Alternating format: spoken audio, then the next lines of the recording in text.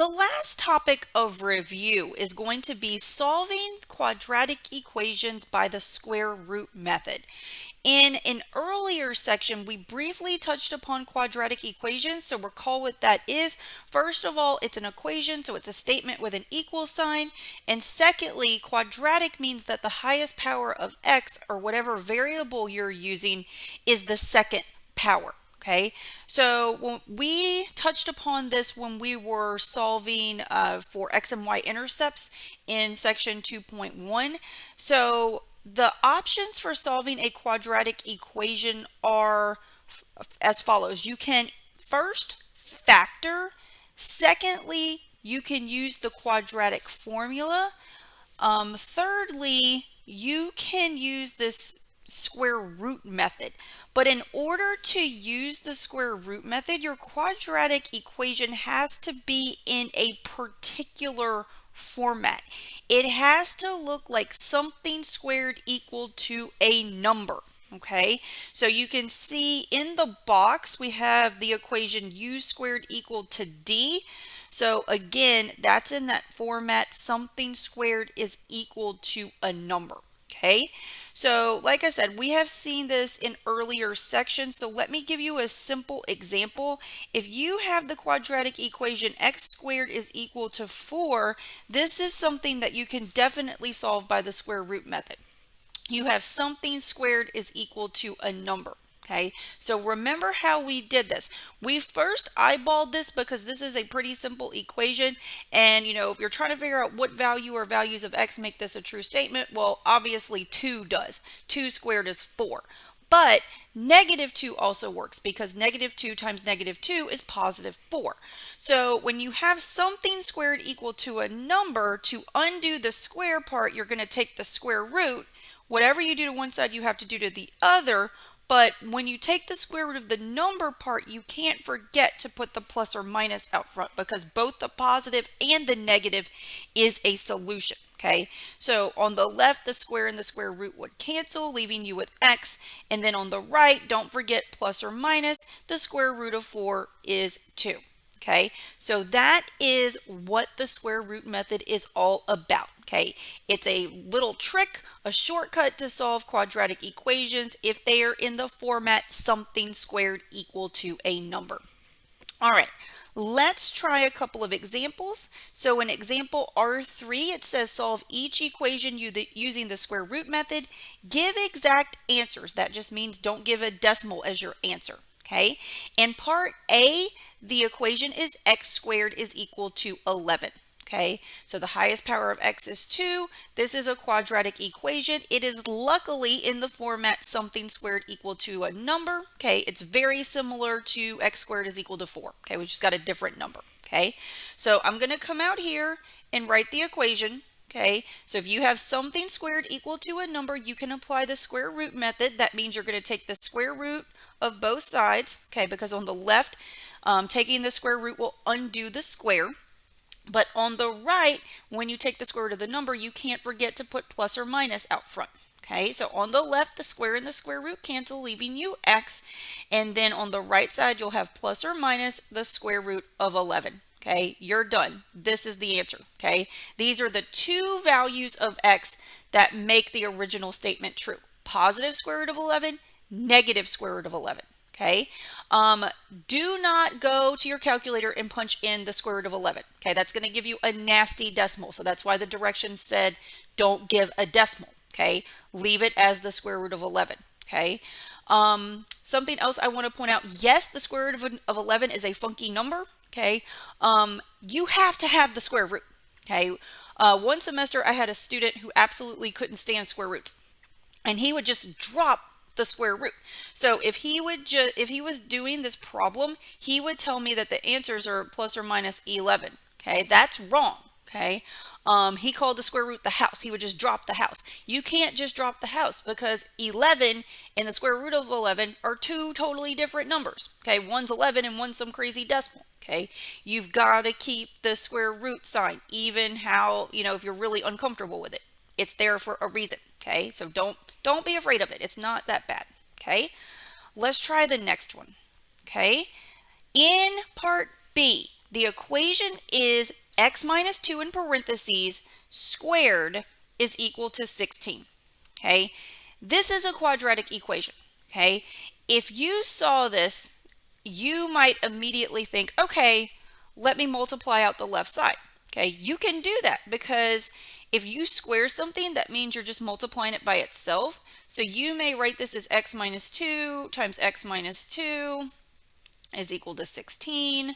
So on the left side, you're going to have to FOIL or box it. So I'm going to box it. I'm going to do x minus 2, x minus 2. And now we've got to multiply each of these pairs. So x times x is x squared. And then negative 2 times x is negative 2x. And then x times negative 2 is negative 2x. And then negative 2 times negative 2 is positive 4. And so if you multiply out the left side, you're going to get x squared minus 2x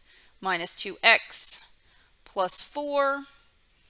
On the right, you're going to get 16. Okay, so as soon as you multiply this out, you can definitely confirm that this is a quadratic equation. The highest power of x is 2. So like we've talked about before, your options for solving a quadratic equation are factoring, quadratic formula, and in certain instances, this square root method. Okay, here, if you want to factor or use the quadratic formula, one side has to be equal to 0 before you start. So you would have to move the 16 over, so subtract it from both sides.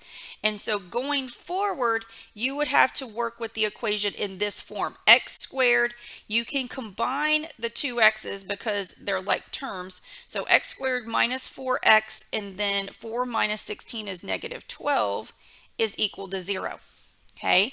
So at this point, since one side is 0, you can either factor or use the quadratic formula. I'll try factoring here. Okay, so, if you're not good at factoring, you can go back in the prerequisite materials and look at the factoring materials, or you can just get away with trial and error. Just try something until it works. Okay, x squared will break down into x times x. This is actually one of the easier methods. You're looking for two numbers that multiply to be negative 12 and add up to negative 4. Let's see, that's going to be negative 6, positive 2. Okay, so this is going to factor into x minus 6, x plus 2, and you can multiply it out and check it. Okay, so at this point, you would set each factor equal to 0. Factors are the things you're multiplying together. Okay, so you're going to get x minus 6 is 0, x plus 2 is 0.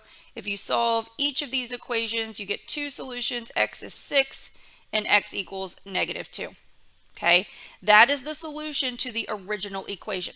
This took a lot of work. Okay, we first had to multiply out the equation. We had to move over the 16, and then you had to factor or use the quadratic formula. You could have used the square root method on this. Okay, so I'm going to go back and work this. Okay, I'll go ahead and write method 2.